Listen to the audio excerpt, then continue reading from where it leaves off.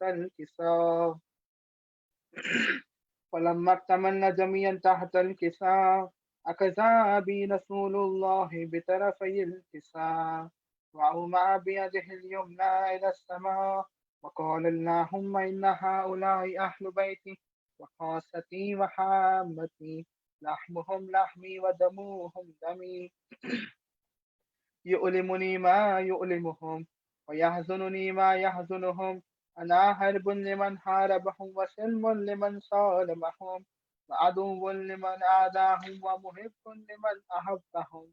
إنهم مني وأنا منهم واجعل صلواتك وبركاتك ورحمتك وغفرانك ورضوانك علي وعليهم وأذهب عنهم الرجس وطهرهم تطهيرا اللهم صل على محمد وآل محمد. فقال الله عز وجل يا ملائكتي ويا سكان سماواتي إني ما خلقت سماء مبنية ولا أرضا مدهية ولا قمرا منيرا ولا شمسا مضيئا ولا فلكا يدور ولا بحرا يجري ولا فلكا يسري إلا في محبة هؤلاء الخمسة الذين هم تحت الكساء فقال الأمين جبرائيل يا رب ومن تحت الكساء فقال عز وجل هم أهل بيت النبوة ومعدن الرسالة هم فاطمة وأبوها وبعلها وبنوها اللهم صل على محمد وآل محمد فقال جبرائيل يا رب أتأذن لي أن أحبط إلى الأرض لأكون معهم سادسا فقال قد أذنت لك فحبت الأمين جبرائيل وقال السلام عليك يا رسول الله العلي الأعلى يقرئك السلام ويخصك بالتحية والإكرام ويقول لك وعزتي وجلالي إني ما خلقت سماء مبنية ولا أرضا مدهية ولا قمرا منيرا ولا شمسا مضيئا ولا فلكا يدور ولا بحر يجري ولا فلكا يسري إلا لأجلكم ومحبتكم وقد أذن لي أن أدخل معكم فهل تأذن لي يا رسول الله فقال رسول الله وعليك السلام يا أمين وحي الله إنه نعم قد أذنت لك فدخل جبرائيل معنا تحت الكساء فقال لأبي إن الله قد أوحى إليكم يقول إنما يريد الله ليذهب عنكم الرجس أهل البيت ويطهركم تطهيرا اللهم صل على محمد وآل محمد آل محمد. فقال علي لأبي يا رسول الله صلى الله عليه وآله أخبرني ما لجلوسنا هذا تحت الكساء من الفضل عند الله فقال النبي صلى الله عليه وآله والذي بعثني بالحق نبيا واصطفاني بالرسالة نجيا ما ذكر خبرنا هذا في محفل من محافل أهل الأرض وفيه جمع من شيعتنا ومحبين إلا ونزلت عليهم الرحمة وحفت بهم الملائكة واستغفرت لهم إلى أن يتفرقوا فقال علي إذا والله فزنا وقال شيعتنا ورب الكعبة فقال أبي رسول الله صلى الله عليه وآله يا علي والذي بعثني بالحق نبيا واصطفاني بالرسالة نجيا ما ذكر خبرنا هذا في محفل من محافل أهل الأرض وفيه جمع من شيعتنا ومحبين وفيهم محموم إلا وفرج الله همه ولا مغموم إلا وكشف الله غمه ولا طالب حاجة إلا وقضى الله حاجته فقال علي إذا والله فزنا وسعدنا وكذلك شيعتنا فعزوا وسعدوا في الدنيا والآخرة ورب الكعبة اللهم صل على محمد وآل محمد وعجل فرجهم. اللهم صل على محمد وآل محمد. لفت بھائی بسم اللہ کیجیے. اللهم صل صل على على محمد محمد وآل وآل محمد محمد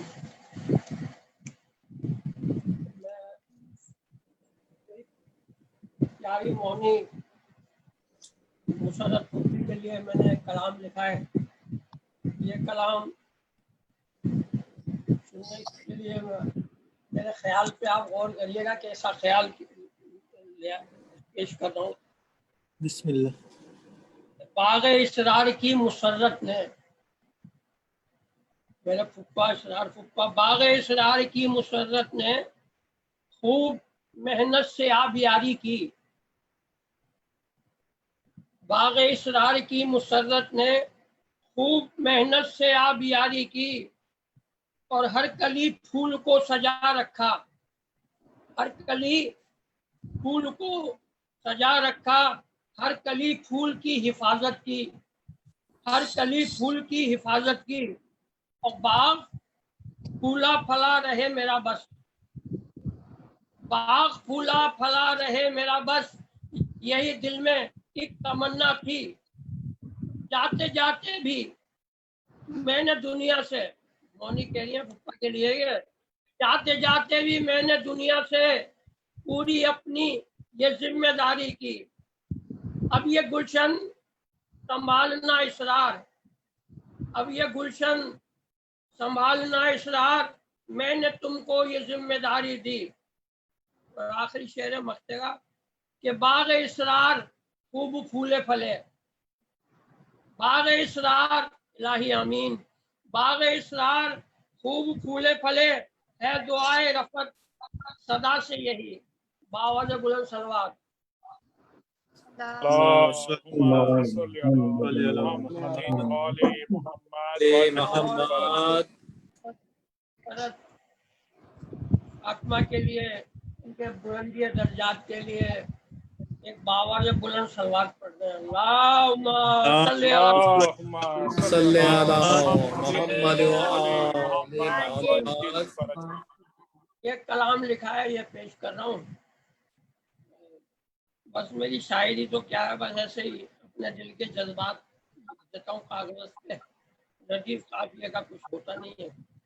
کہ ماں کا وجود پیار ہے، موجے بہار ہے، ماں کا وجود پیار ہے، موجے بہار ہے، ماں روشنی ہے، عطیہ پروردگار ہے، ماں روشنی ہے، عطیہ پروردگار ہے. اور ماں کے بغیر گھر میں کہاں رونق حیات، ماں کے بغیر گھر میں کہاں رونق حیات. ماں ساتھ ہے تو ساری فضا مشکبار ہے، ماں ساتھ ہے تو ساری فضا مشکبار ہے. اور مارا میری دیکھتی رہتی تھی ہر گھڑی، مارا میری دیکھتی رہتی تھی ہر گھڑی. اب گھر میں ایسا کون جسے انتظار ہے، اب گھر میں ایسا کون جسے انتظار ہے. اور کتنی ہمارے واسطے سہتی ہے سختیاں، کتنی ہمارے واسطے سہتی ہے سختیاں. الفت کا اس کی آج بھی دل میں خمار ہے، الفت کا اس کی آج بھی دل میں خمار ہے. اور دن رات میرے واسطے کرتی تھی جو دعا، سب کے لیے سبوں کی مائیں کا یہی حال ہوتا ہے کہ دن رات میرے واسطے کرتی تھی جو دعا. ارے قلب حزین میں آج بھی اس کا مزار ہے، قلب حزین میں آج بھی اس کا مزار ہے. اور ماں کی دعا سے عزت و رفعت ملی مجھے، माँ की दुआ से इज्जतों रफ़अत मिली मुझे, क्या खूब इस हक़ीर का लहलो नहार है, क्या खूब इस हक़ीर का लहलो नहार है। और मकता है रफ़अत दुआएं खुद से देती है आज भी। मौनी भी आप तुम सबके लिए दुआएं अभी भी करती होंगी वहां से, ये बिल्कुल कि रफ़अत दुआएं खुद से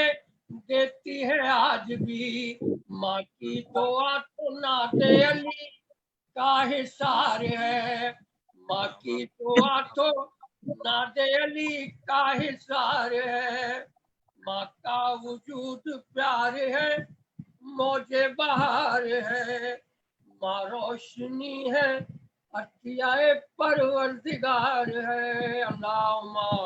सल्ली अला صلی علی محمد محمد وآل محمد وعجل فرجهم. ماشاء اللہ بہت اچھا کلام. ماشاءاللہ رفعت بھائی. جزاک اللہ بہت خوبصورت ماشاءاللہ. مولا خوش رکھے رفعت صاحب آپ. سبحان اللہ. اب میں قبلہ سے ریکویسٹ کروں گا.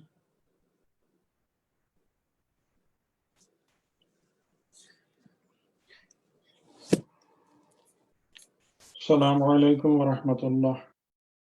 وعلیکم السلام. تو میری آواز پراپرلی آ رہی؟ جی بالکل آ رہی ہے. ٹھیک. اعوذ باللہ من الشیطان الرجیم. بسم اللہ الرحمن الرحیم. الحمد للہ رب العالمین الرحمن الرحیم مالک یوم الدین. اللهم يا مالك الملك تؤتي الملك من تشاء وتنزع الملك ممن تشاء وتعز من تشاء وتذل من تشاء بيدك الخير إنك على كل شيء قدير. اللهم صل على جميع الأنبياء والمرسلين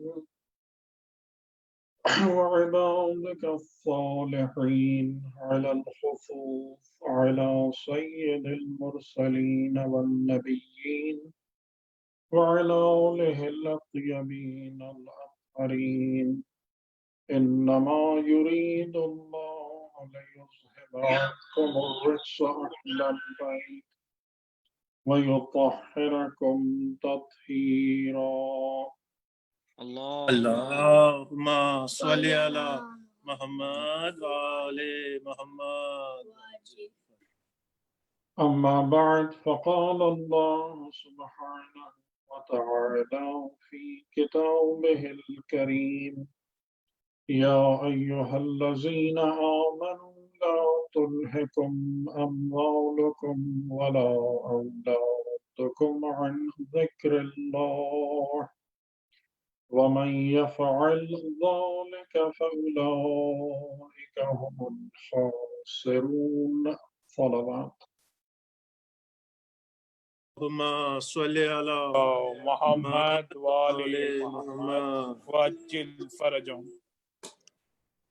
مبشر بھائی کی فرمائش پر اس مجلس سے خطاب کرنے کی سعادت حاصل ہو رہی ہے، اور اس میں تھوڑا سا میرے لیے 2 دشواریاں ہیں بہرحال، جس سے میں امید کرتا ہوں کہ انشاءاللہ بفضل تعالی عہدہ برا ہو جائیں گے. پہلی دشواری یہ ہے کہ جو خطابت کرنے کا فورم ہے وہ بہت ہی نامانوس ہے، اور اس میں یعنی کہ میں نے اس طریقے سے کبھی گفتگو کی نہیں ہے، تو یعنی عجیب سا لگتا ہے اسکرین کے سامنے بیٹھ کے، کیونکہ ہمارا جو سارا بیک گراؤنڈ ہے وہ زیادہ تر درس و تدریس اور یونیورسٹی کا ہے، تو اس میں عادت ہے انٹریکٹیو موڈ میں بات کرنے کی. تو ایک اس لحاظ سے میرے لیے تھوڑا سا عجیب تجربہ ہے. انشاءاللہ خدا توفیق دے گا کچھ اس چیز کو قابو کر لیں گے. اور دوسرا یہ کہ میں اپنے حاضرین اور سامعین سے بھی ناآشنا ہوں، اور مجھے حقیقتاً یعنی اس بات کا نہیں پتہ ہے اور علم ہے کہ جن صاحبان سے میں مخاطب ہوں ان کا ذوق اور ان کا مذاق کس قسم کا ہے. لیکن بہرحال میں اس بات کی امید لے کر کہ انشاءاللہ جو لوگ بھی سماعت فرما رہے ہیں وہ کچھ نہ کچھ سیکھنے کی نیت سے اور اپنی تربیت کی نیت سے اس مجلس میں شریک ہو رہے ہیں. میں اس نیت سے انشاءاللہ بات کروں گا کہ اگر ہم جتنی دیر بھی آپس میں ساتھ ہیں اور ایک یعنی اہل بیت علیہ السلام کی برکت سے ایک وقت مل کر گزار رہے ہیں، تو اس وقت کو ختم کرنے کے بعد اگر ہم کچھ 2-3 باتیں اپنی ہدایت کے حوالے سے حاصل کر کے اس محفل کو برخاست کریں انشاءاللہ تو ہم سب کے لیے باعث سعادت ہوگا. تو ایک درود آپ لوگ ہدیہ فرما لیں، میں اپنی گفتگو شروع کرتا ہوں. اللہم اللہم صلی علی محمد محمد وعلی محمد. جیسا کہ یہ مجلس ایصال ثواب کے حوالے سے ہے. اچھا، ایصال ثواب میں جو بنیادی طور پر موضوع ہوتا ہے وہ موت کی اور آخرت کی یاد دلانے سے متعلق ہوتا ہے. کہ ظاہر ہے کہ ہم سب جب بھی ہم اپنے ہاتھوں سے اپنے کسی عزیز کو، اپنے رشتہ دار کو، اپنے قریبی کو سپرد خاک کرتے ہیں تو یہ ہم سب کے لیے بھی ایک ریمائنڈر ہوتا ہے کہ ایک دن میرے لیے بھی ایسا آنے والا ہے. کہ زیادہ تر ہم سب کی ٹینڈنسی یہ ہوتی ہے کہ ہم جب یعنی کہ اس مرحوم کے میت کے سرہانے ہوتے ہیں تو ہم رنجیدہ بھی ہوتے ہیں، افسردہ بھی ہوتے ہیں، آنسو بھی بہا رہے ہوتے ہیں. لیکن اس کو سپرد خاک کرنے کے بعد جب ہم واپس لوٹتے ہیں تو ہم یہ نہیں سوچتے کہ ہم کسی کو اس کے گھر پہنچا کر آ رہے ہیں، بلکہ ہم یہ سوچتے ہیں کہ ہم کسی کو رخصت کر کے واپس اپنے گھر آ رہے ہیں. یہ ایک بہت بڑا یعنی کہ اگر ہم قبر سے، موت سے اس بات کو اور اس درس کو حاصل کر لیں کہ ہمارا اصل گھر وہی ہے، ہم میں سے ہر ایک کا اصل گھر وہی ہے کہ جہاں پر ہم اپنے کسی محبوب کو چھوڑ کر آ رہے ہیں، یعنی ہم نے اسے اس کے گھر کی طرف روانہ کیا ہے، نہ کہ ہم نے اسے کسی دیار غربت میں چھوڑ کر اور ہم اپنے گھر آ رہے ہیں. اگر ہم موت سے اور جو بھی یہ حادثہ اور سانحہ گزرتا ہے اس سے اگر ہم اتنا ہی سبق ہمارے ذہنوں میں تازہ ہو جائے، یہ تذکر ہمارے سامنے واضح ہو جائے کہ موت ہمیں ہر لحظہ اور ہر لمحہ اس حقیقت کو یاد دلاتی ہے کہ جس مقام پر تم ہو یہ تمہاری رہائش گاہ نہیں ہے، یہ تمہارا گھر نہیں ہے، یہ تمہاری ریزیڈنس نہیں ہے، بلکہ کیا ہے، یہ تمہاری اکیڈمی ہے. یعنی یہاں پر تم کس لیے ہو؟ تاکہ تربیت حاصل کرو. یہاں پر تم کس لیے پائے جاتے ہو؟ تاکہ تم زندگی کے امتحان میں کامیاب ہو اور اپنے گھر کی طرف سرخروئی اور خوشبختی کے ساتھ لوٹو. تو یہ موت کے حوالے سے ہم سب کا پہلا سبق ہونا چاہیے کہ جب بھی ہم موت کے مرحلے سے، قبر کے مرحلے سے، یعنی کہ ابھی خود نہیں گزر رہے، ابھی ہمارا وقت نہیں آیا، لیکن ہم نے اپنے کسی مرحوم کو اس سفر پہ روانہ کیا، اپنے کسی چاہنے والے کو، تو ہمارے لیے یہ بات ہمارے ذہنوں میں یاد دہانی ہونا چاہیے. اسی حوالے سے میں نے جس آیت کا انتخاب کیا یہ سورہ منافقون کی 9ویں آیت ہے. سورہ منافقون چھوٹی سی سورہ ہے، 11 آیتیں ہیں اس میں. کہ یا ایہا الذین آمنوا لا تلہکم اموالکم ولا اولادکم عن ذکر اللہ. خطاب اہل ایمان سے ہے کہ اے وہ لوگوں جو ایمان لائے، جنہوں نے ایمان کو قبول کیا، لا تلہکم اموالکم ولا اولادکم عن ذکر اللہ، تمہیں اپنی طرف نہ کھینچ لیں، تمہیں اپنے فیلڈ آف اٹریکشن میں نہ ٹریپ کر لیں۔ کیا چیزیں؟ اموالکم، تمہارے اموال، تمہاری پراپرٹیز، تمہارے ایسیٹس، تمہارے مانیٹری ایکٹیویٹیز، ولا اولادکم، اور نہ تمہاری اولاد، عن ذکر اللہ، کس کے مقابلے میں؟ ذکر اللہ، ذکر خدا کے مقابلے میں، اللہ کے ذکر کے مقابلے میں۔ وَمَن يَفْعَلْ ذَلِكَ، اور جو اس کام کو کرے گا، جو اس چیز کو فعلیت میں لے آئے گا، یعنی جس کے لیے یہ کام ایکچول میں ہو جائے گا،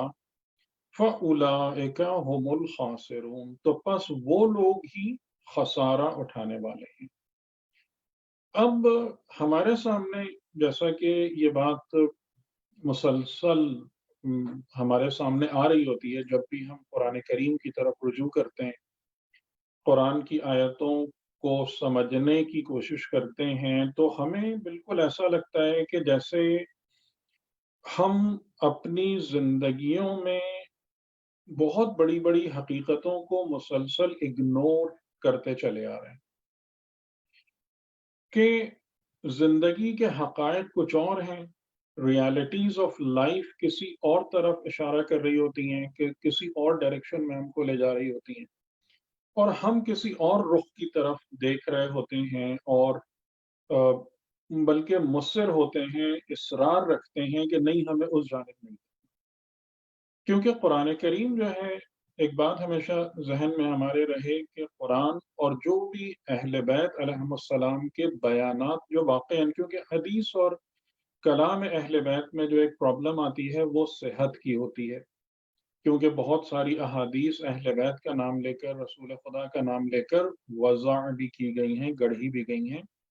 لیکن جو صحیح حدیث ہے اہل بیت کی اور قرآن کی آیت ہے، یہ لا آف نیچر ہے۔ اس بات کو ہمیں ہمیشہ ذہن میں رکھنا چاہیے۔ یہ کوئی بیان نہیں ہے فقط کہ جیسے میں اور آپ ایک بیان دے دیتے ہیں کہ ایسا نہیں کرو ورنہ یوں ہو جائے گا۔ یہ ہمارا بیان جو ہے یہ ایک قسم کا کلیم ہے، اور اس کی کوئی گارنٹی نہیں ہے کہ یہ سچ ہو، لیکن جو کچھ آیات قرآنی میں ہیں، جو کچھ کلام الہی میں ہے، اسے آپ سمجھیں وہ پتھر پر لکیر ہے، یعنی اس کو انمٹ ہے، اس کو کوئی ڈینائی نہیں کر سکتا، اس کو کوئی ریفیوز اور ریفیوٹ نہیں کر سکتا، اس کے خلاف بات ممکن نہیں ہے۔ تو کون سی یونیورسل ٹروتھ اس آیت میں بیان ہو رہی ہے؟ اور اس آیت کو میں نے خاص طور سے اس لیے انتخاب کیا کہ اس میں جو مخاطبین ہیں، یعنی جو ایڈریسیز ہیں، جن سے بات کی جا رہی ہے، وہ مومنین ہیں، اہل ایمان ہیں۔ تو اس لیے یہ آیت براہ راست ہم سے تعلق رکھتی ہے، کیونکہ اگر میں کہوں مثال کے طور پر یا ایھا الناس والی کوئی آیت لوں، ٹھیک ہے، ہم انسان ہیں، لیکن ہم انسانوں میں ہم اپنے خیال کے تحت ایٹ لیسٹ ایک بہتر کیٹیگری سے تعلق رکھتے ہیں، کیونکہ انسانوں میں بہت سارے لوگ ضعیف الایمان بھی ہیں، ضعیف الاعتقاد بھی ہیں، کافر بھی ہیں، مشرک بھی ہیں، سب کچھ ہے، لیکن جو اہل ایمان ہیں وہ انسانوں میں ایک ہائر لیول اور کیٹیگری۔ تو جہاں پر خدا نے یا ایھا الذین آمنو کا فریز اور خطاب کیا ہے اس انداز سے، تو یہ لوگ جو مخاطبین ہیں یہ یا ایھا الناس سے اعلیٰ تر درجے پر ہیں، یہ وہ لوگ ہیں کہ جنہوں نے ایمان کو قبول کیا۔ لیکن جو بات بہت زیادہ نوٹسبل ہے وہ یہ کہ اہل ایمان بھی میجر غلطیاں کر سکتے ہیں، ان میں بھی بڑی بڑی خرابیاں پائی جا سکتی ہیں، کہ جس کی وجہ سے بہت ساری آیتوں میں قرآن کریم نے ان کو آگاہ کرایا ہے، ریمائنڈ کرایا ہے کہ دیکھو اس قسم کی غلطیوں میں نہیں پڑ جانا، اچھا، ایک اور بات بھی ان آیتوں میں جو بڑا اہم ایک پوائنٹ یہ بھی ہے کہ جب ہم کہتے ہیں اہل ایمان، تو اہل ایمان بھی بنیادی طور سے دو طریقے کے ہوتے ہیں۔ ایک وہ اہل ایمان کہ جو کلیم کرتے ہیں کہ ہم مؤمنین ہیں، اور ایک وہ ایمان والے کہ جن کا ایمان خدا کی بارگاہ میں مقبول ہے، جن کے ایمان کو اللہ نے ایکسپٹ کیا ہے۔ ان دونوں میں بہت بڑا فرق ہے کہ ایک وہ لوگ جو کہتے ہیں ہم مومنین ہیں، اور ایک وہ افراد اور حضرات کہ جن کو خدا کہتا ہے کہ ہاں تمہارا ایمان ہماری بارگاہ میں قبول ہے۔ تو جب خدا یا ایھا الذین آمنو کے بعد مختلف مسائل کا ذکر فرماتا ہے کہ دیکھو یہ نہیں کرنا، ایسے نہیں کرنا، تو اس کا مطلب یہ ہے کہ خدا ہمیں ایک اسٹینڈرڈ بھی فراہم کر رہا ہے، ایک بینچ مارک بھی دے رہا ہے۔ وہ کس حوالے سے کہ تاکہ تم خود اپنا جائزہ لے کر اس بات کا فیصلہ کر سکو کہ تم فقط ایمان کا دعویٰ کرنے والے مومن ہو یا حقیقی مومن ہو، کہ جس کو ہماری بارگاہ سے وہ بینیفٹس اور وہ فضیلتیں اور وہ کرامتیں نصیب ہوں گی کہ جو ہم نے اہل ایمان کے لیے رکھی۔ یہ بھی اس کا مقصد ہے۔ تو اس چیز کو اچھے طریقے سے ہم اپنے ذہن میں بٹھا لیں، ذہن نشین کر لیں کہ جو بھی قرآن میں آیا ہے وہ ایک حقیقت ہے، یونیورسل ٹروتھ ہے، جس کے خلاف ہونا ممکن نہیں ہے۔ یہاں پر خدا ہمیں کس بات کی طرف متوجہ کرا رہا ہے مومنین کو؟ اے وہ لوگوں جو ایمان لائے، لا تلہکم، تلہکم کا مطلب یہ ہے کہ تمہیں اپنی طرف نہ کھینچ لیں۔ اب ظاہر ہے اس کی عربی وغیرہ اور اس میں تو میں نہیں جانا چاہتا کہ اس کا کوئی فائدہ نہیں ہے کہ میں اگر لغت سے تھوڑا سا اس پہ روشنی ڈالوں، لیکن اس کا مطلب یہ ہے تلہکم کا کہ تمہیں اپنی طرف کھینچنا، پل نہ کر لیں، تمہیں صحیح رستے سے ڈائیورٹ نہ کر دیں۔ کون سی چیزیں ہیں جو انسان کو ڈائیورٹ کرتی ہیں؟ نمبر 1، تمہارے اموال۔ اموال میں تقریباً ہر چیز آتی ہے، یعنی ہر چیز سے مراد کیا ہے کہ ہر وہ چیز جس کو آپ اپنی پراپرٹی اور اپنا ایسٹ سمجھتے ہیں وہ آپ کا مال ہے۔ بہت سارے لوگ فائنینشلی بہت اسٹرانگ نہیں ہوتے یا ویلدی نہیں ہوتے، لیکن ان کے پاس فار ایگزامپل کوئی اسکل ہوتی ہے، کوئی ہنر ہوتا ہے، کوئی نالج ہوتی ہے۔ تو جو بھی تمہارا مال ہے، یعنی جو بھی تمہاری پراپرٹی ہے، تمہارا ایسٹ ہے، وہ تمہیں اپنی طرف نہ پل کر لے، اپنی طرف نہ کھینچ کے لے جائے، کیونکہ یہ تمام کی تمام چیزیں جو زندگی میں ہیں یہ اپنی ایک فیلڈ رکھتی ہیں، ایک دائرہ ہوتا ہے ان کا، کہ جس دائرے میں ان کی ایک مخصوص قوت کشش ہوتی ہے، پاور آف اٹریکشن ہوتی ہے۔ تو سب سے پہلے مال تمہیں اپنی طرف نہ کھینچ لیں تمہارے، ولا اولادکم، اور نہ تمہاری اولاد۔ سورہ آل عمران کی آیت ہے غالباً 12 یا 14 نمبر کی آیت ہے، کہ جس میں خدا نے پوری لسٹ گنائی کہ کون کون سی چیزیں ہیں کہ جن کی شہوتیں انسانوں کو اپنی طرف کھینچتی ہیں، کہ زُيِّنَ لِلنَّاسِ حُبُّ الشَّهَوَاتِ مِنَ النِّسَاءِ وَالْبَنِينَ وَالْقَنَاطِيرِ الْمُقَنطَرَةِ مِنَ الذَّهَبِ وَالْفِضَّةِ، پوری لسٹ ہے کہ جس میں حیوانات بھی ہیں، جس میں جمادات بھی ہیں، جس میں انسان بھی ہیں، سب کچھ کی لسٹ ہے، کہ یہ تمام کی تمام چیزیں جنہیں انسان اپنی پراپرٹی اور اپنا ایسٹ سمجھ رہا ہوتا ہے، وہ کیا کرتے ہیں؟ تمہیں اپنے دائرے میں کھینچ لیتے ہیں، تمہیں اپنی فیلڈ آف اٹریکشن میں پل کر لیتے ہیں۔ اور اس کے مقابلے میں کیا ہے کہ اگر تم ان کی طرف کھنچ کے چلے جاؤ گے تو کس چیز کو لوز کرو گے؟ ذکر اللہ کو۔ اگر تم اپنے اموال اور اپنی اولاد کی طرف کھنچ کے چلے جاؤ گے، کھنچ کے چلے جاؤ گے مطلب کیا ہے؟ کہ یہ چیزیں تمہارے ذہن پر حاوی ہو جائیں، تمہاری سوچ کو، تمہاری فکر کو اپنی گرفت میں لے لیں۔ کہ اگر مثال کے طور پر، یعنی اس کا مطلب کیا ہوا کہ اگر ہمیں اپنے مال کے حوالے سے کچھ بھی خدشہ ہوا تو ہماری نماز خراب ہوگی، تو ہمارا تلاوت قرآن میں دل لگنا بند ہو گیا۔ اس کا مطلب کیا ہے کہ اس چیز نے ہم کو اپنی طرف کھینچ لیا ذکر خدا سے، یاد الہی سے۔ ورنہ یہ مثال آپ کے سامنے موجود ہے کہ امام حسین علیہ السلام کے تو جو روز عاشور کی نماز ہے، آپ کے علم میں ہوگا کہ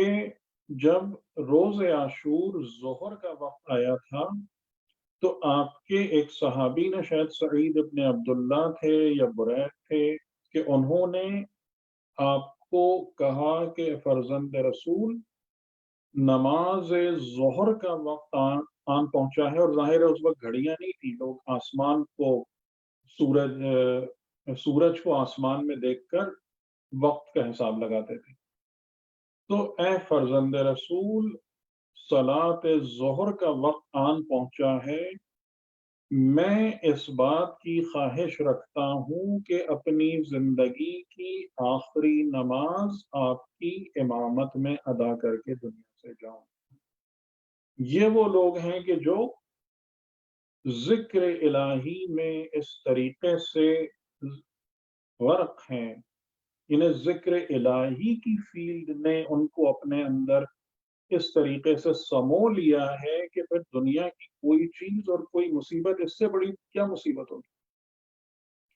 کہ آپ اس بات پہ غور کریں کہ جو شہدائے کربلا ہیں، شہدائے کربلا اپنے گھر اور مال اور اسباب اور خاندان کو تو پہلے ہی چھوڑ چکے ہیں امام حسین کی محبت میں۔ وہ تو انہوں نے پہلے ہی، یعنی اس جہاد اور اس قربانی سے تو وہ پہلے ہی گزر چکے ہیں۔ عاشور کا جو دن ہے وہ ان کے جسمانی طور سے قربانی دینے کا، قتل مقتول فی سبیل اللہ ہونے کا دن ہے۔ زخم ہے جسموں پہ، اذیت کو برداشت کر رہے ہیں، بھوک پیاس اور زخمی ہونے کی، اور اس حالت میں توجہ کس بات پر ہے کہ اول وقت ظہر کا محسوس کرتے ہیں کہ ہو رہا ہے، اور امام حسین علیہ السلام کے پاس آ کے کہتے ہیں کہ اے فرزند رسول، آخری نماز چاہتا ہوں اپنی زندگی کی کہ آپ کی امامت میں ادا کر کے دنیا سے رخصت ہوں۔ یہ وہ مثال ہے لوگوں کی، ان لوگوں کی مثال ہے کہ جنہیں کوئی چیز ذکر الہی سے غافل نہیں کر سکتی، اپنے فیلڈ میں ٹریپ نہیں کر سکتی، اپنی طرف کھینچ نہیں سکتی۔ تو یہ ہدایت ہے مومنین کو خدا کی بارگاہ سے۔ لا تلہکم ماشاءاللہ محمد و اموالکم، آل محمد صلوات اللہم صلی اللہ علی محمد و آل محمد۔ ماشاءاللہ۔ تو یاد رکھیے گا ایسے، یا ایہا الذین آمنوا لا تلہکم اموالکم ولا اولادکم عن ذکر اللہ، کہ یہ دو چیزیں ہیں کہ جو سب سے زیادہ انسان کو ذکر الہی سے غافل کرتی ہیں۔ یہ دو چیزیں ہیں کہ جن میں مشغول ہو جانا انسان کو یاد خدا سے سب سے زیادہ دور کرتا ہے۔ اور اس کی مثال میں نے آپ کو دی کہ ہم جب بھی خدا نخواستہ اولاد کی پریشانی میں مبتلا ہوں، چاہے وہ بیماری ہو یا کوئی اور مسئلہ ہو، مال کی طرف سے ہمارے خدشات اور تفکرات بڑھ جائیں، تو کیا ہوتا ہے؟ ہماری نمازیں خراب، ہماری تلاوت قرآن یا کم ہو جاتی ہے یا گم ہو جاتی ہے۔ ہمارے ذہن میں سب سے بڑھ کر اللہ کی طرف توجہ میں کمی اور خامی واقع ہونا شروع ہو جاتی ہے۔ اور اسی چیز کو قرآن کریم نے ایک اور مقام پہ فرمایا سورۃ الاعلی میں کہ بل تؤثرون الحیات الدنیا، کہ تمہاری حالت یہ ہے کہ تم حیات دنیا کے اثر کے قائل ہو، تم حیات دنیا میں جو چیزیں ہیں اس کے مؤثر ہونے پر یقین، اور آخرت خیر و ابقا، جبکہ جو کچھ آخرت ہے اور آخرت میں ہے وہ خیر بھی ہے اور بہت زیادہ باقی رہنے والا، اس کی فکر میں اس کی طرف تمہاری توجہ زیادہ ہونا چاہیے۔ جیسے کہ ابھی بھی ہم اپنے مرحومین اور خاص طور سے جب ہمارے سگے رشتہ داروں میں موت اور انتقال کا کسی کو سامنا کرنا پڑتا ہے تو یقیناً ایک دردناک صورتحال ہے، ایک تکلیف دہ بات ہوتی ہے اور دل پر چوٹ لگنے والی اور بلکہ دل کو گھائل کر دینے والی صورتحال۔ لیکن میں آپ کی توجہ ایک دو چیزوں کی طرف دلاؤں اسی حوالے سے کہ آپ رسول خدا کو دیکھیں، یعنی انسانیت کی افضل ترین ہستی، انسانیت آدم علیہ السلام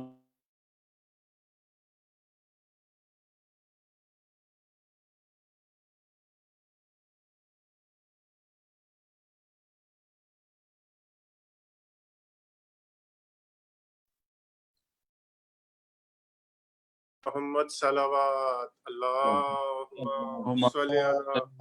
محمد رسول خدا صلی اللہ علیہ وآلہ وسلم کے حوالے سے بات ہو رہی تھی کہ آپ سے بڑھ کر انسانیت میں فضیلت رکھنے والی کوئی ہستی نہیں ہے،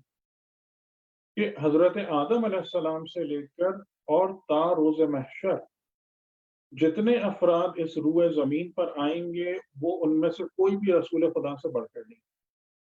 لیکن آپ اگر رسول خدا کی دنیاوی زندگی کو دیکھیں تو والد گرامی کا انتقال آپ کے دنیا میں آنے سے پہلے ہو چکا ہے،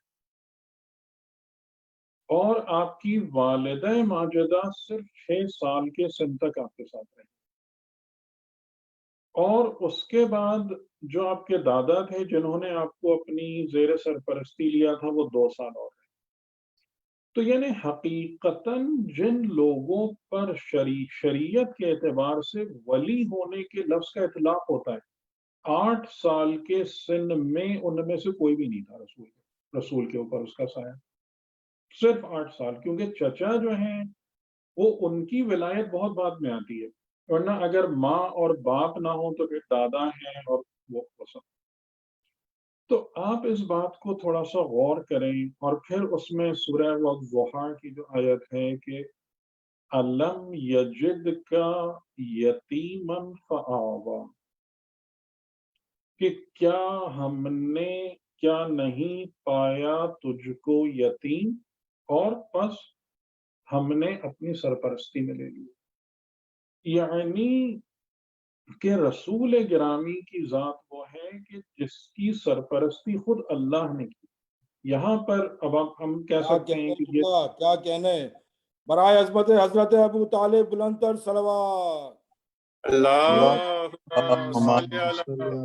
محمد وعلی محمد ماشاءاللہ کہ اللہ نے اپنی سرپرستی میں لیا۔ ٹھیک ہے، تو اس میں آپ کو یہاں تھوڑا سا ایک چیز کی طرف اشارہ کروں، جیسا میں نے کہا کہ مجھے حقیقتاً آڈینس کا علم نہیں ہے، لیکن میں امید کر رہا ہوں کہ انشاءاللہ تھوڑی سی اگر دقیق اور گہری بات بھی کی جائے گی تو آپ قبول کریں گے انشاءاللہ، سمجھ لیں گے اس کو، کہ أَلَمْ يَجِدْكَ يَتِيمًا، کہ کیا نہیں پایا تجھ کو یتیم۔ یتیم کا مطلب ہمارے لغت میں یا ہمارے فہم میں، ہماری سمجھ میں کیا ہوتا ہے؟ جو بغیر باپ کا ہو، جس کے سر پہ باپ نہ ہو۔ لیکن یتیم کا مطلب حقیقتاً لٹرل میننگ یتیم کا منفرد یعنی تنہا ہونا ہے، اکیلا ہو جانا، تنہا ہو جانا۔ ایک انسان تنہا کئی وجوہات کی بنیاد پہ ہو جاتا ہے۔ ایک وجہ تنہا ہونے کی یہ ہوتی ہے کہ اس کا کوئی سرپرست نہ ہو، ایک وجہ تنہا ہونے کی یہ ہوتی ہے کہ اس کا معیار اتنا بلند ہو کہ اس کے آس پاس کوئی دوسرا نہ ہو۔ اسی لیے ایک لفظ آپ نے ہماری اردو زبان میں سنا ہوگا، در یتیم۔ در یتیم اس ہیرے اور اس لال کو کہتے ہیں کہ جس کے مثل کوئی ہیرا آپ کو نہ ملے، کوئی جوہر، کوئی ہیرا اس جیسا نہ ہو۔ وہ یتیم اس وجہ سے نہیں ہے کہ اس کا کوئی سرپرست نہیں ہے، وہ یتیم اس وجہ سے ہے کہ اس کے معیار کا کوئی اور نہیں. تو رسول خدا کے یتیم ہونے کو اور آپ کی سرپرستی کو دو طریقوں سے دیکھا جا سکتا ہے. ایک یہ کہ رسول خدا کے لیے ظاہراً سرپرست نہیں تھا، اور خدا نے کہا کہ ہم نے آپ کو اپنی سرپرستی میں لیا، اور یہ تاج سرفرازی رسول خدا کی سرپرستی کرنے کا رکھا گیا حضرت ابو طالب کے سر پر. یہ ان کی فضیلت و کرامت تھی. اور اس کی حقیقی معنی ڈیپتھ، کیونکہ قرآن کے جو معنی ہوتے ہیں وہ ان ڈیپتھ ہیں، خالی ایک معنی نہیں ہے. ان ڈیپتھ یہ ہے کہ اے رسول تمہارا معیار انسانیت میں اتنا بلند ہے کہ سوائے ہمارے کوئی تمہاری سرپرستی کرنے کے لائق نہیں. کیا کہنے، سبحان اللہ سبحان اللہ. یہ ہم یعنی تم اس معیار پر تم وہ فقط وہ یتیم نہیں ہو کہ جس کے سر پر ماں اور باپ اور دادا کا سایہ اٹھ چکا ہے. اس کا بھی انتظام ہم نے کیا، جس طریقے سے کہ قرآن کریم میں ہے نا کہ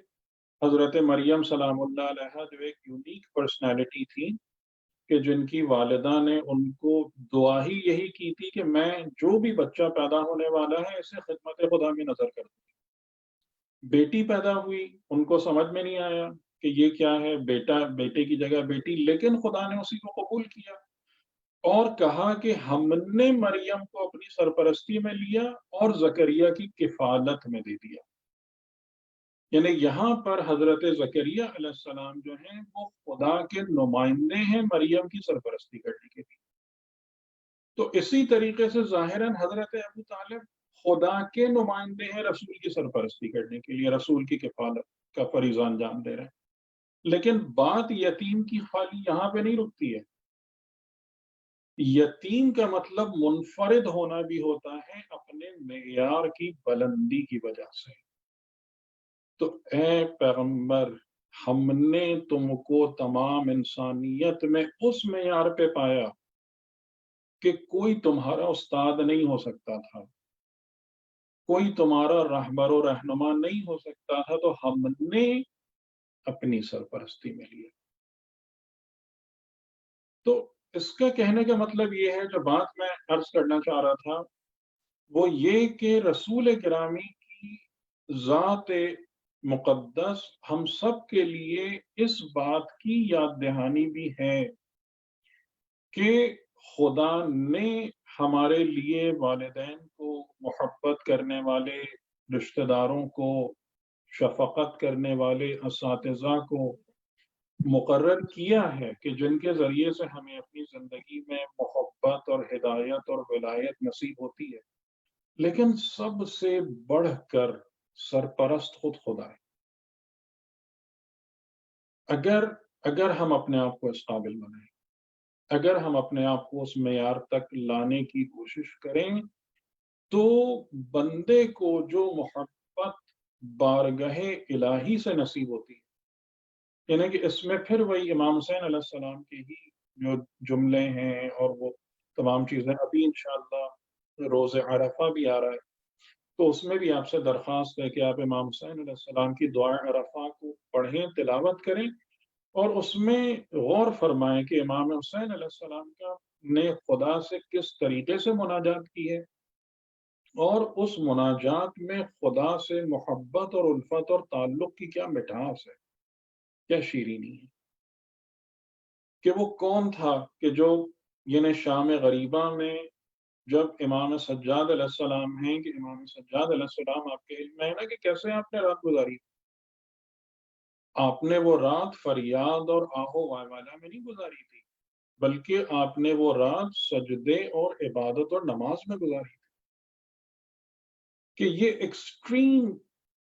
کلاس ہے، یہ انتہائی کلاس ہے کہ دنیا کی کوئی بھی مصیبت آ جائے، کچھ بھی آ جائے، لیکن واقعاً جو اولیاء الہی ہیں ان کے قلوب کو ذکر خدا سے اپنی طرف نہیں ہٹا سکتے، اپنی طرف پل نہیں کر سکتے. یہ کمال ہے جس آیت میں جس بات کا بیان ہو رہا ہے کہ اے ایمان والو لا تلہکم اموالکم ولا اولادکم عن ذکر اللہ یہ اس کا کمال ہے معصومین علیہ السلام کی ذات۔ اور اگر ہم اپنے آپ کو ایسا بناتے ہیں تو پھر علم یجد کا یتیما فآویٰ، پھر اگر کوئی بھی دنیا میں تمہاری سرپرستی کرنے والا نہیں ہے تو کوئی فکر کی بات نہیں، ہم تمہارے سرپرست ہیں، ہمارا ہاتھ تمہارے سر پر ہے، ہمارا چراغ ہدایت تمہاری زندگی کی راہوں کو روشن کرے گا۔ یہ وہ سچائی ہے، جیسے میں نے عرض کیا کہ جو کچھ بھی بیان ہے قرآن کریم میں یہ عین حقیقت ہے، یہ کوئی بیان بازی نہیں ہے، یہ اسٹیٹمنٹس نہیں ہیں فقط، یہ کلیمز نہیں ہیں، یہ جیسے ہم کہتے ہیں کہ کسی کے سامنے خالی آرگیومنٹس نہیں ہیں، بلکہ یہ یونیورسل ٹروتھس ہیں۔ اور یہ ہمارے لیے ایک معیار بھی ہے کہ جس پر ہم اپنے آپ کو پرکھیں۔ اگر ہم میں یہ خامی پائی جاتی ہے کہ مال اور اولاد کے مسائل ہمیں ذکر خدا سے اپنی طرف کھینچ لیتے ہیں، تو اس کا مطلب ہے کہ ہمارا ایمان کا دعویٰ ہے، حقیقت نہیں۔ ایمان ابھی تک جو سورہ حجرات کی آیت میں ہے کہ کچھ لوگ آئے رسول خدا کے پاس اور کہنے لگے کہ ہم مومن ہیں، تو ان کو جواب آیت قرآنی کے ذریعے سے ملا تھا کہ یہ مت کہو کہ ہم ایمان لائے، وَلَكِنْ قُولُوا أَسْلَمُوا، یہ کہو کہ ہم مسلمان ہو گئے۔ وَلَمَّا يُدْخِلِ الْإِيمَانُ فِي قُلُوبِكُمْ، ایمان ابھی تمہارے دلوں میں داخل نہیں ہوا، یعنی ایمان کسی زبانی دعوے کا نام نہیں ہے، ایمان قلب کی حالت کا نام ہے۔ اور اس کا معیار کیا ہے؟ یہی جو ہمارے سامنے اور ایسی بہت ساری آیتوں میں جو بات کی گئی کہ ایک یہ معیار ہمارے سامنے رکھ دیا گیا کہ اگر ذکر خدا کے مقابلے میں مال اور اولاد اپنی طرف متوجہ کر لے، زیادہ مؤثر ہو جائے، اس کا امپیکٹ فیکٹر بڑھ جائے، ایمان نہیں، یعنی ایمان ابھی تمہارے دلوں میں داخل نہیں ہوا۔ وَمَن يَفْعَلْ ذَلِكَ فَأُولَٰئِكَ هُمُ الْخَاسِرُونَ، اور جس نے بھی اس طریقے سے زندگی گزاری، آخر میں وہ خسارہ اٹھانے والوں میں سے ہے۔ خسارے کا مطلب کیا ہوتا ہے؟ خسارے کا مطلب یہ ہوتا ہے کہ آپ نے کہیں پر انویسٹمنٹ کی لیکن اس انویسٹمنٹ کا رزلٹ لاس ہے، یہ ہوتا ہے خسارے کا مطلب۔ تو ہم سب اپنی زندگیوں میں انویسٹرز ہیں، یعنی یہ جو اللہ تعالیٰ نے ہم کو ہمارے جسمانی طاقت دی، ہمارا وقت دیا اور زندگی کے تمام وسائل دیے، یہ تمام کے تمام خدا نے ہم کو ایسٹس پکڑائے، اس کو انویسٹ کرو زندگی میں، اس سے نتیجہ نکالو۔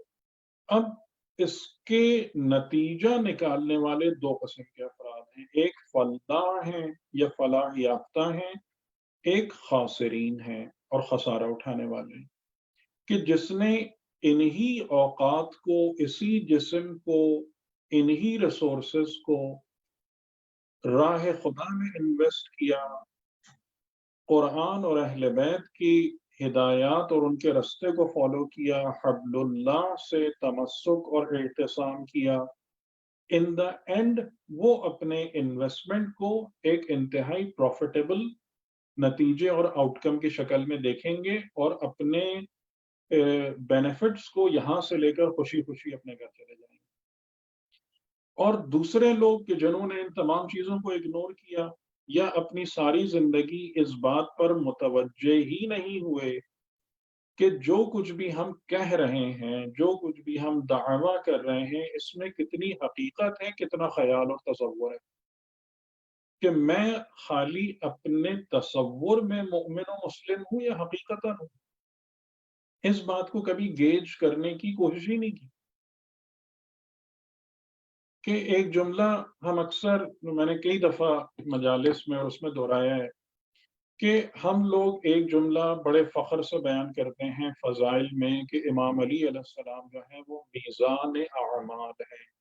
میزان یعنی ترازو، کہ قیامت کے دن امام علی علیہ السلام جو ہیں وہ اعمال کی ترازو ہے۔ بہت بڑی فضیلت ہے، یقیناً امام علی علیہ السلام کے لیے بہت بڑی فضیلت ہے۔ لیکن کبھی اس کے آؤٹ کم کو ہم نے غور کیا ہے، سوچا ہے کہ کتنا ہمارے لیے دل دہلا دینے والی بات ہے یہ، کہ اگر قیامت میں انسانوں کے اعمال کو جس ترازو میں رکھ کے تولا جائے گا اس کا معیار امام علی کا کردار ہے، تو پھر ہم کہاں پہ کھڑے ہوں گے؟ ہمیں اپنے پلڑے کو وزندار بنانے کے لیے کس قسم کا کردار ڈیولپ کرنا ہوگا کہ اگر میرے کردار، میرے ایمان،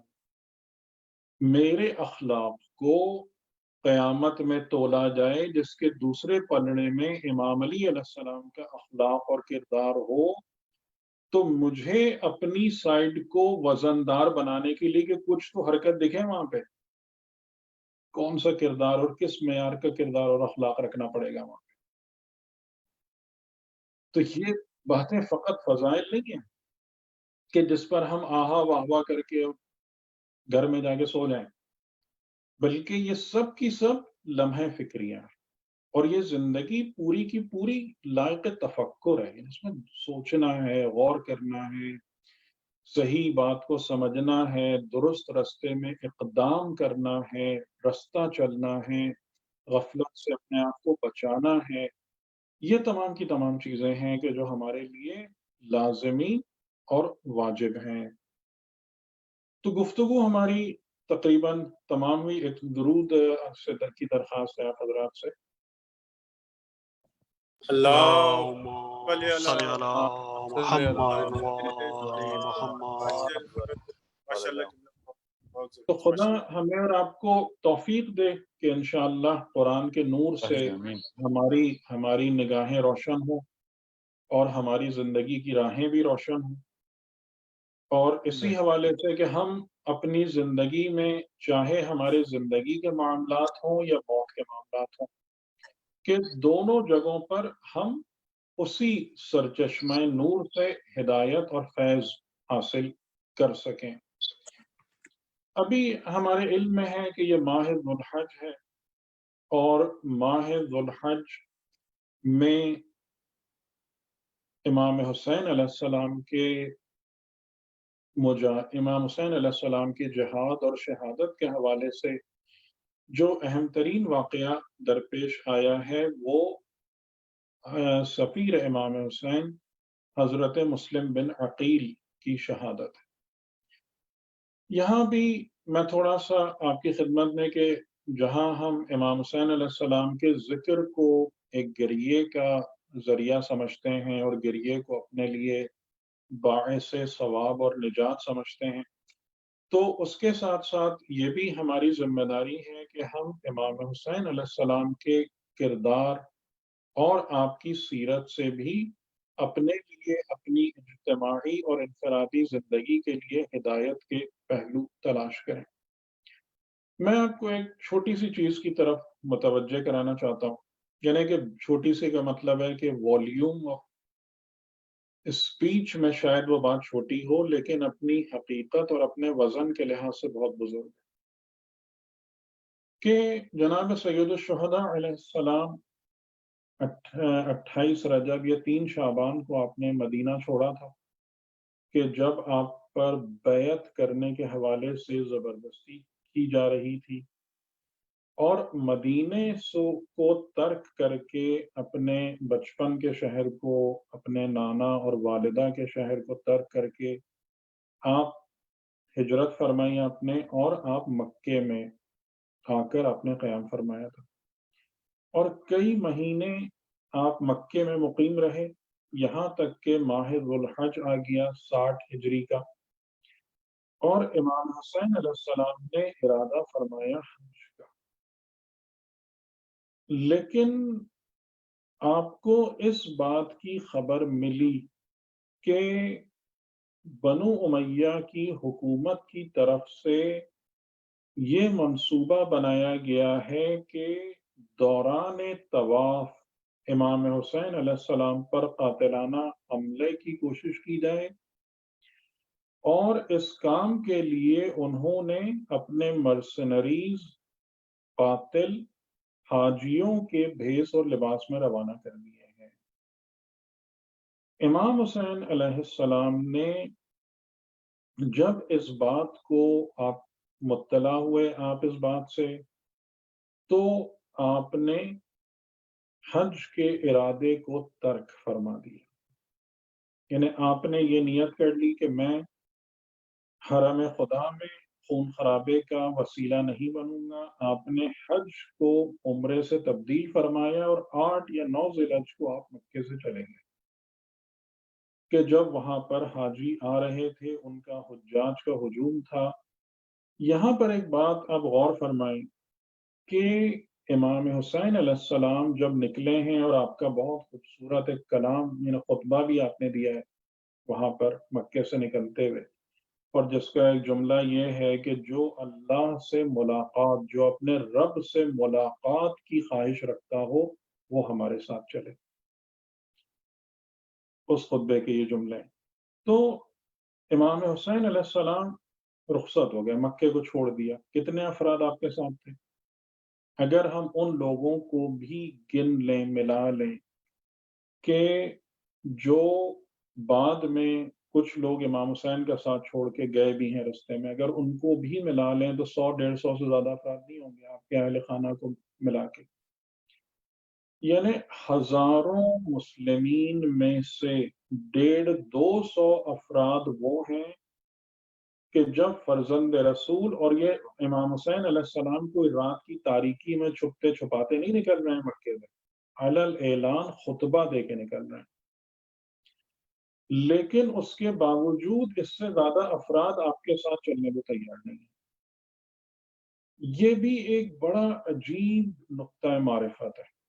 یعنی کہ میں آپ کو آگے کا ایک واقعہ سنا کے اور پھر واپس اس کی طرف آ کے تھوڑی سی انالیسس کرتے ہیں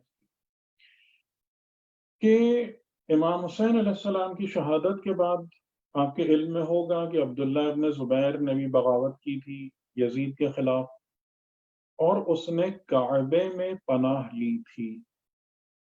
اور کعبے میں جب پتہ چلا پناہ لی ہے تو یزید نے لشکر بھیجوایا تھا، حسین ابن نمیر تھا یا حجاج بن یوسف تھا، اور انہوں نے آ کر کعبے پر باقاعدہ منجنیق سے سنگباری کی ہے، پتھر برسائے ہیں، اور کعبے کے پردے میں آگ لگی ہے، کعبہ مسمار ہو گیا ہے، اور عبداللہ ابن زبیر کو کعبے میں حرم میں قتل کیا ہے۔ ایک سوال یہاں پر پیدا ہوتا ہے کہ وہ خدا کہ جو تنہا جب عبد المطلب رہ گئے تھے ابرہہ کے لشکر کے مقابلے میں، تو ابابیلوں کا لشکر بھیج کر کعبے کی حفاظت کرتا ہے، یہاں پر خدا کعبے پر اس بات کی اجازت دیتا ہے کہ اس کو توڑا جائے، اس کے پردے میں آگ لگے، حرم میں لوگ مسلمانوں کا قتل ہو۔ کیوں؟ کہ خدا کے رویے میں کعبے کے لحاظ سے اتنا بڑا فرق کس وجہ سے پیدا ہو گیا۔ تو یہاں ہمارے لیے ایک بہت ہی اہم نقطہ معرفت ہے، اور وہ یہ ہے کہ کعبہ حقیقی حجت خدا ہے، حقیقی کعبہ اللہ کی حجت ہوتا ہے۔ اگر تم نے کعبہ حقیقی سے منہ موڑ لیا، اس کی رعایت نہیں کی،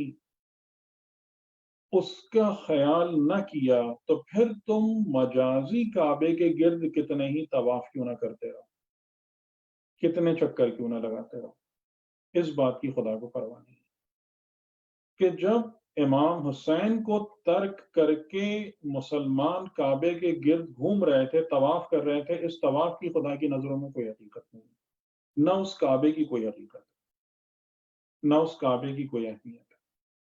کہ اس چیز کو نہ اس کعبے کو خدا نے بچایا تھا ان کے مقابلے میں، نہ اس مسجد نبوی کو بچایا تھا۔ کہ آپ اس تاریخ کو پڑھ کے دیکھ لیں کہ مسجد نبوی میں مدینے میں جو قتل عام ہوا تھا حجاج بن یوسف کے ہاتھوں سے، 700 قاریان قرآن قتل ہوئے تھے، اور مسجد نبوی کو استبل بنایا گیا تھا، نہیں روکا خدا نے۔ تو یہ بھی ہمارے لیے ایک انتہائی اہم سبق ہے زندگی کا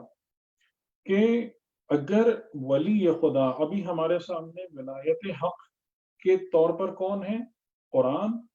اور اہل بیت، اور جتنا ہم سے ہو سکے امام زمان علیہ السلام کی طرف توجہ اور رعایت، کہ اس کو چھوڑ دیا،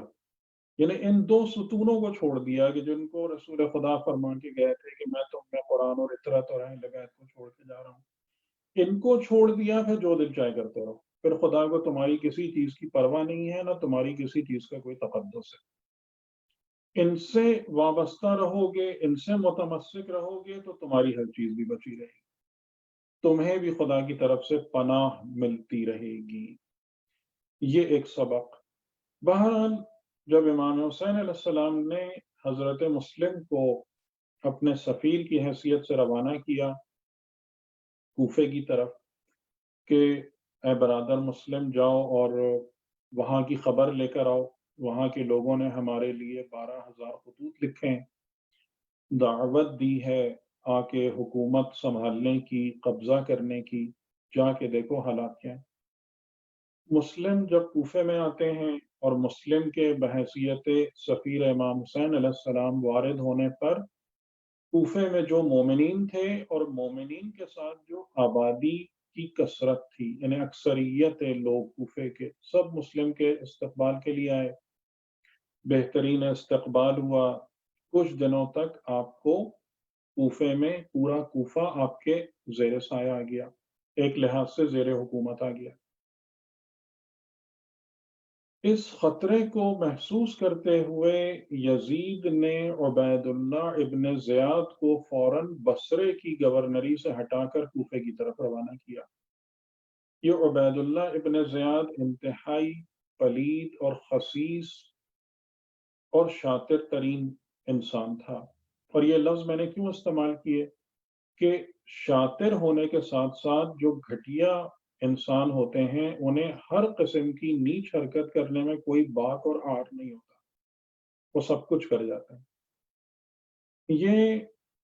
عبید اللہ ابن زیاد کوفے آیا، کوفے آنے کے بعد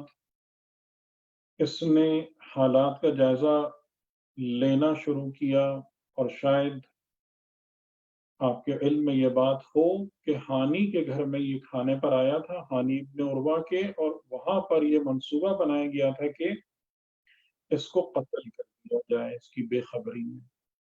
لیکن جناب مسلم کا ہاتھ نہیں اٹھا۔ جناب مسلم نے کہا کہ یہ ہماری شجاعت کے خلاف ہے کہ ہم کسی کی بے خبری میں اس پر پیچھے سے وار کر کے اس کو ہلاک کریں۔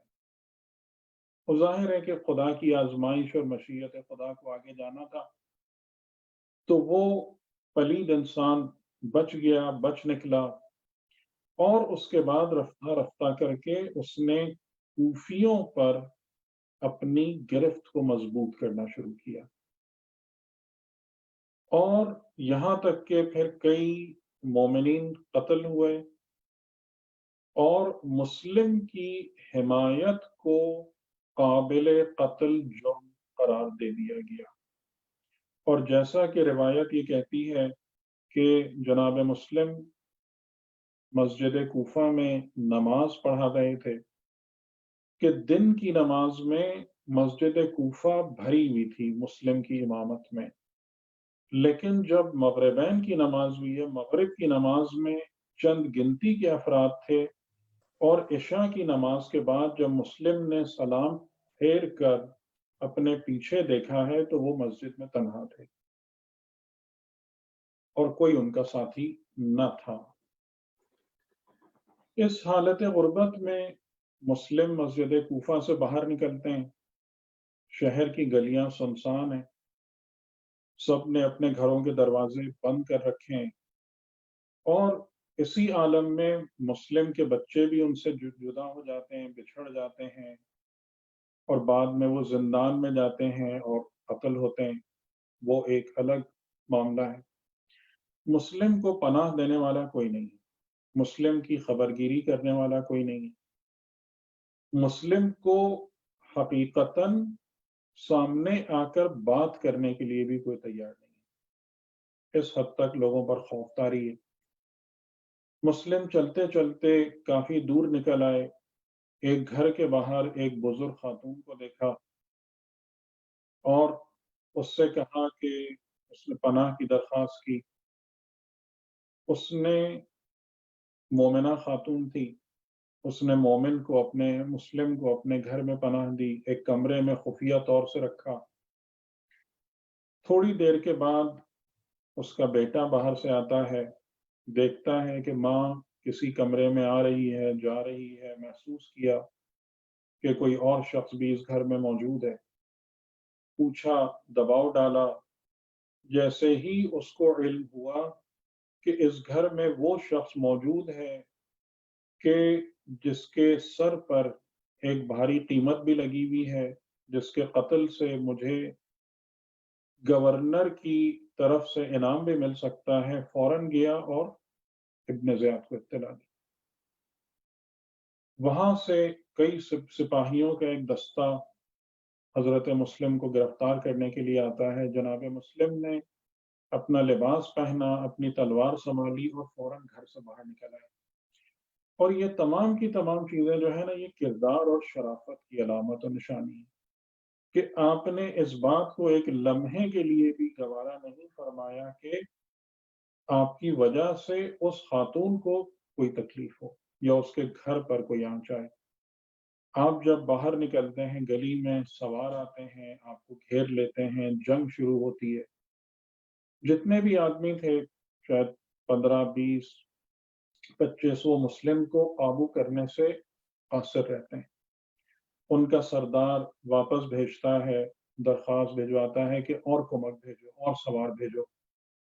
وہاں سے حیرانی کے ساتھ پوچھا جاتا ہے کہ ایک شخص تم سے گرفتار نہیں کیا جاتا؟ ایک شخص تم سے اتنا ہم نے دستہ بھیجا 20 25 سپاہیوں کا، وہ ایک شخص کو گرفتار نہیں کر سکے. تو وہ کہتے ہیں کہ ہمارا مقابلہ کسی کوفے کے بقال سے نہیں ہے، بلکہ یہ مسلم ہیں جو ہاشمی شجاعت کا نمونہ ہے. انہوں نے جناب مسلم کے لیے جب اس بات سے مجبور ہو گئے کہ جنگ کے ذریعے سے مسلم کو قابو کر سکیں، تو ایک گڑھا کھودا، اس گڑھے کو چھپایا گیا اور مسلم پر دباؤ ڈال کر ان کو اس گڑھے کی طرف لے چلے. جناب مسلم جب اس میں گرتے ہیں، گرنے کے بعد بے بس ہو جاتے ہیں. وہ ظالمین حضرت مسلم کے ہاتھوں کو باندھ لیتے ہیں، آپ کو جکڑ لیتے ہیں رسیوں میں، اور اس حالت میں عبید اللہ ابن زیاد کے سامنے پیش کیا جاتا ہے. عبید اللہ ابن زیاد کے سامنے جب مسلم آتے ہیں تو کہا جاتا ہے کہ امیر کو سلام کرو. مسلم نے اپنا سر فخر سے اٹھایا اور بلند کیا اور فرمایا کہ میرا امیر سوائے حسین ابن علی کے کوئی اور نہیں، میں اس کو سلام نہیں کر سکتا. وہ پوچھتا ہے کہ تمہاری کوئی خواہش؟ فرماتے ہیں کہ ہاں، پیاس سے جاں بلد ہوں، پیاس سے میری حالت بہت ہو چکی ہے. لیکن جو تاریخ بتاتی ہے وہ یہ کہ جنگ کے دوران مسلم کے اوپر کا ہونٹ کٹ گیا تھا. جناب مسلم نے جب پانی ان کے سامنے لایا گیا اور اس کو اپنے ہونٹوں سے لگانا چاہا تو اتنا خون جاری ہوا آپ کے ہونٹوں سے کہ وہ پانی خون آلود ہو گیا. جناب مسلم نے کہا کہ اب یہ پانی میرے مقدر میں نہیں ہے، میرے نصیب میں نہیں ہے. اب انشاءاللہ انتقال اور موت کے بعد جام بہشت سے سیراب ہوں گے. ابن زیاد مطالبہ کرتا ہے کہ حسین کی بیعت سے انکار کرو. مسلم اس پر مصر رہتے ہیں. ان کو موقع دیا جاتا ہے کہ جاؤ اور حسین کو سب و شتم کرو. مسلم ابن عقیل عبید اللہ ابن زیاد پر لعنت بھیجتے ہیں اور علی حسین پر صلوات. آخر میں یہ فیصلہ کیا جاتا ہے کہ مسلم کو قتل کر دیا جائے. دار العمارہ کی چھت پر جس کے آثار، جس کے کھنڈرات ابھی تک موجود ہیں، اس دار العمارہ کی چھت پر مسلم کو لے جایا جاتا ہے اس حالت میں کہ آپ کے ہاتھ بندھے ہوئے ہیں، بدن زخمی ہے اور اس حالت میں مسلم کو وہاں سے گرا دیا جاتا ہے۔ خدا معلوم کہ مسلم کس طریقے سے زمین پر آئے، کس طریقے سے آپ نے اس ضرب اور اس تکلیف اور اس اذیت کو برداشت کیا، لیکن اس آخری حالت میں بھی مسلم نے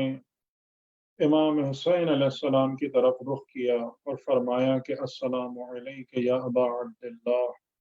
اے مولا گواہ رہیں کہ میں نے حق وفاداری اور فرما برداری کو ادا کیا۔ اور ایسے ہی اسی وقت، اسی لمحے کہ جب مسلم کی شہادت واقع ہوتی ہے، دوران سفر امام حسین علیہ السلام ایک جگہ پہ تشریف فرما ہے، یکا یک اپنے مقام سے اٹھتے ہیں اور بلند ہوتے ہیں اور مسلم کے سلام کا جواب دیتے ہیں کہ السلام علیک یا مسلم یا اخی، وصلی اللہ علی سیدنا محمد وآلہ الطاہرین، سیعلم الذین ظلموا ای منقلب ینقلبون۔ پروردگار عالمین ہم سب کی دنیا اور آخرت میں جو بھی حاجتیں ہیں ان کو بر لائے، ہم سب کی مشکلات کو، پریشانیوں کو دور کرے، خاص طور سے یہ جو وبا ہے، یہ جو مصیبت ہے جس کی وجہ سے مومنین کے بہت سارے گھروں میں یہ افسوس اور سانحے والی اور مرگ و موت والی کیفیت ہے، خدا اس سے جلد از جلد اور علی الخصوص مومنین و مومنات کو محفوظ رکھے۔ آپ حضرات سے ایک سورہ فاتحہ کی درخواست ہے۔ مسرت فاطمہ بنت وارث حسین زیدی اور سعادت علی رضوی ابن سید شیر علی رضوی۔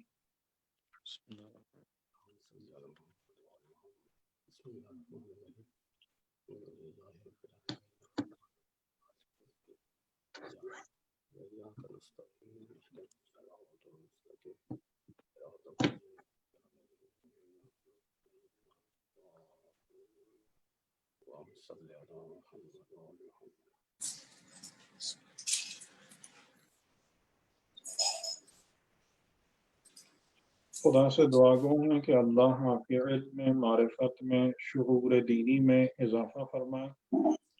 اور آپ کے رزق میں، اموال اور اولاد میں برکت دے، اور آپ سب کے قلوب کو اپنی محبت اور معرفت سے پر کرے انشاءاللہ،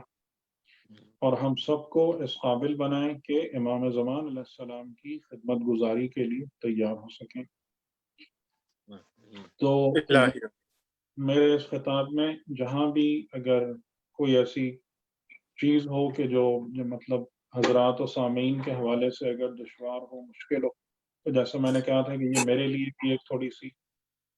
مشکل ہے کہ ایک بالکل ان نون آڈینس سے خطاب کرنا، تو میں امید کرتا ہوں کہ بہرحال انشاءاللہ کچھ نہ کچھ بات پہنچنے میں کامیابی ہوئی ہوگی۔ جزاک اللہ قبلہ، جزاک اللہ، ماشاء اللہ۔ چلیں میں مرتضیٰ بھائی سے گزارش کروں گا نوحے کے لیے۔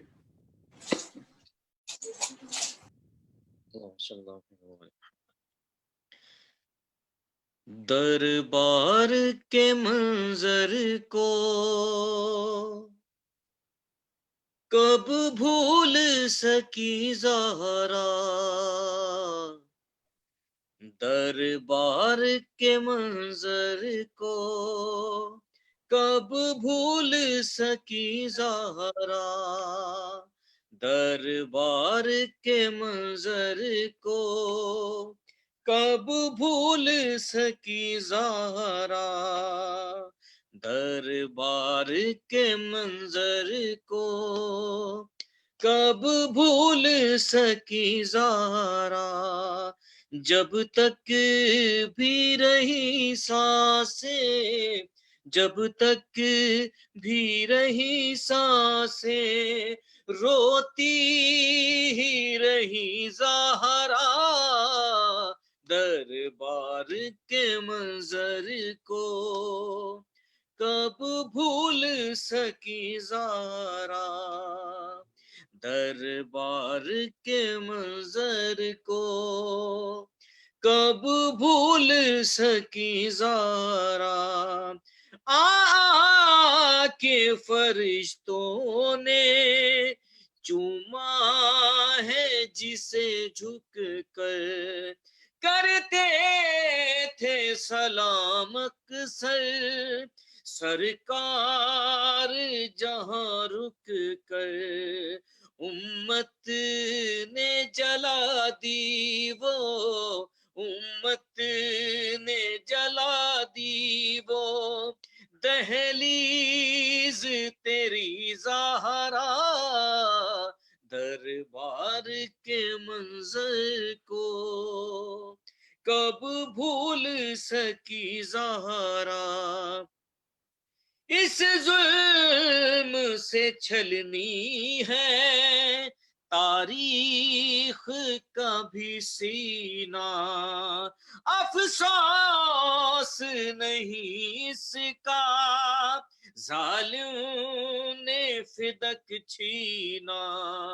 اس بات کا رونا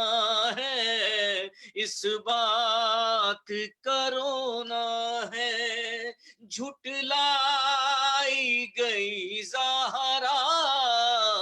دربار کے منظر کو کب بھول سکی زہرا دربار کے منظر کو کب بھول سکی زہرا دروازے پہ ڈھائی تھی ظالم نے جفا ایسی پہلو سے نہیں اٹھا وہ ہاتھ تیرا بی بی تسبیح کبھی اس سے تسبیح ہی کبھی اس سے تو پڑھ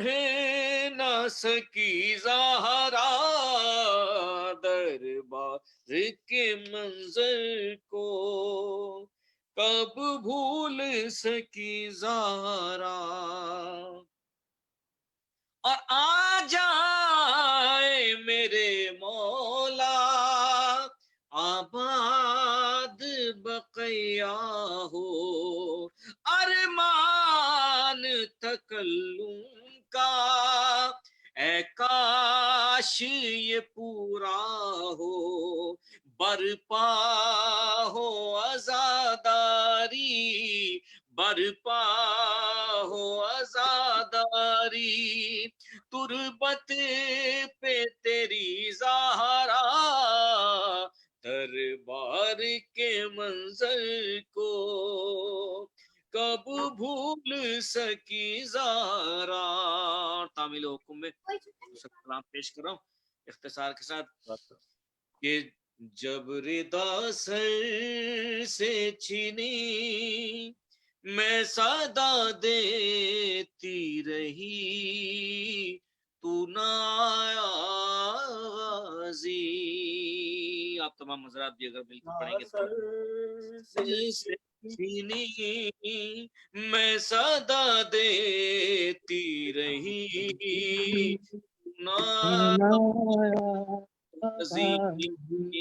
جب ردا سر سے چھینی میں صدا دیتی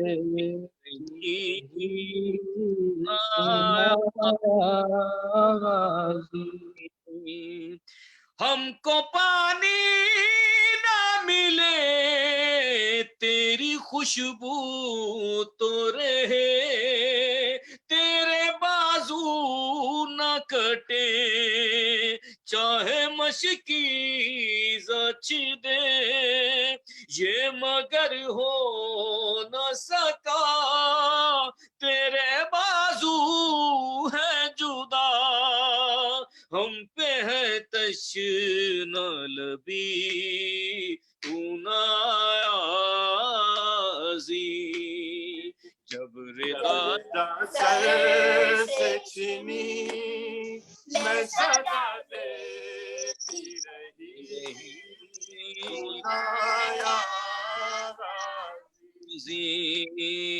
جب ردا سر سے چھینی میں صدا دیتی رہی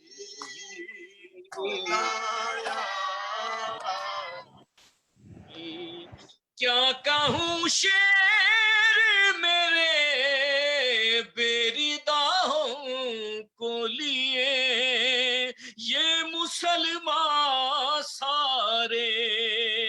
شہر در شہر گئے خلقت کوفہ کبھی خلقت شام کبھی بارہا ہم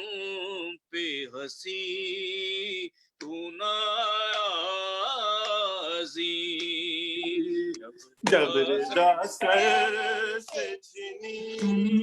میں صدا دیتی رہی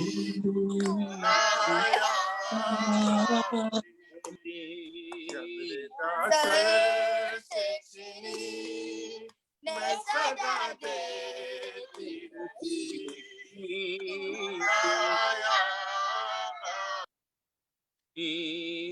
آ گئی شام علم لٹ گئے اہل حرم ریت پر جلتی ہوئی ہو گیا ٹھنڈا لو پرسہ دینے کے لیے مجھ سے ملنے کے لیے آ گئے بابا علی تو نہ آیا غازی جب رضا سر سے چنی میں صدا دیتی رہی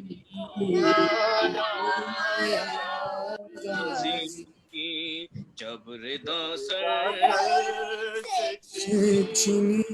میں صدا دیتی رہی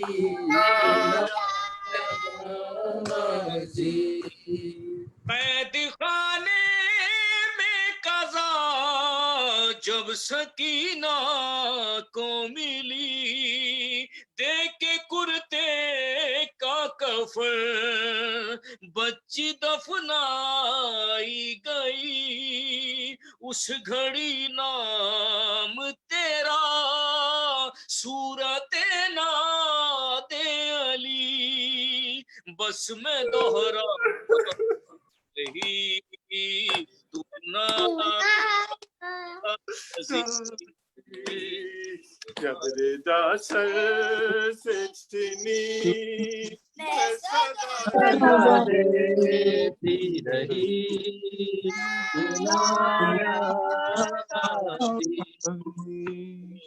جب رضا سر سے چنی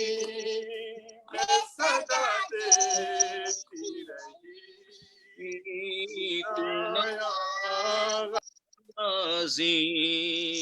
کتنی بیکاستی بہن شہنشاہ وفا نام لے لے کے جب یہ ظالم نے کہا ناز تھا جس پہ تجھے اب بلاؤ نہ اسے اور میں روتی رہی تو نہ آزی جب رضا سر سے چنی میں صدا دیتی رہی جب رضا سر سے چنی میں صدا دیتی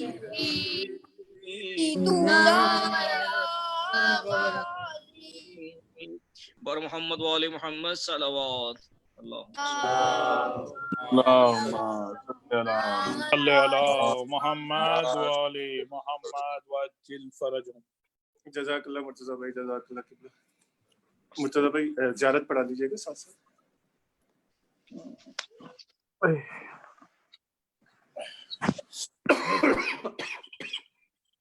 السلام علیکم عليك يا حبيب الله، السلام عليك يا نبي الله، السلام عليك يا رحمة الله العالمين، السلام عليك يا خاتم النبيين،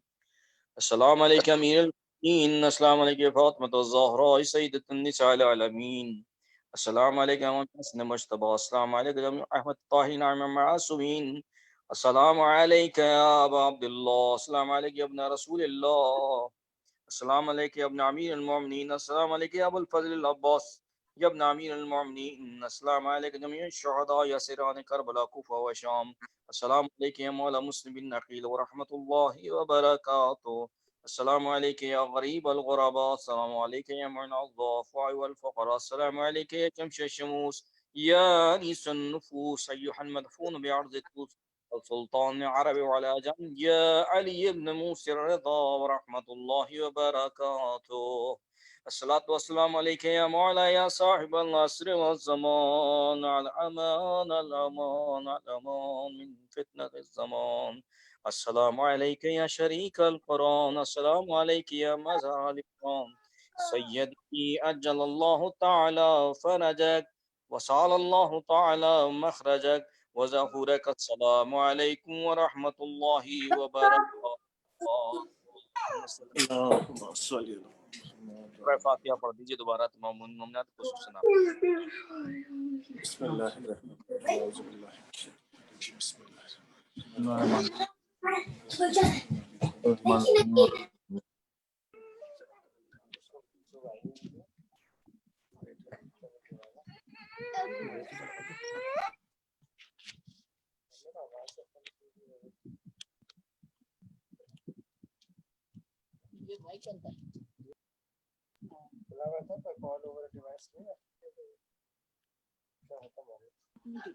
مبشر مبشر بھائی السلام علیکم. مبشر بھائی خدا حافظ. اجازت. بہت شکریہ بھائی، انشاءاللہ بہت شکریہ. حیدر بھائی بہت بہت شکریہ. رفت بھائی بہت بہت شکریہ، جزاک اللہ بھائی، جزاک اللہ. جزاک اللہ. التماس سے دعا. التماس جزاک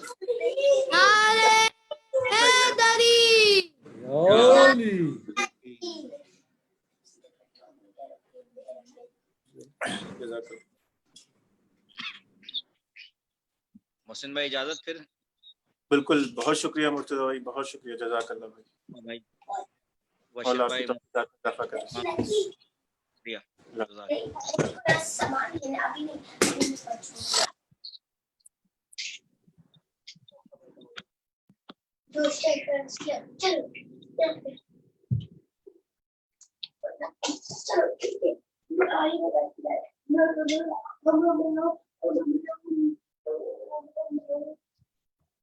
کیا ہوتا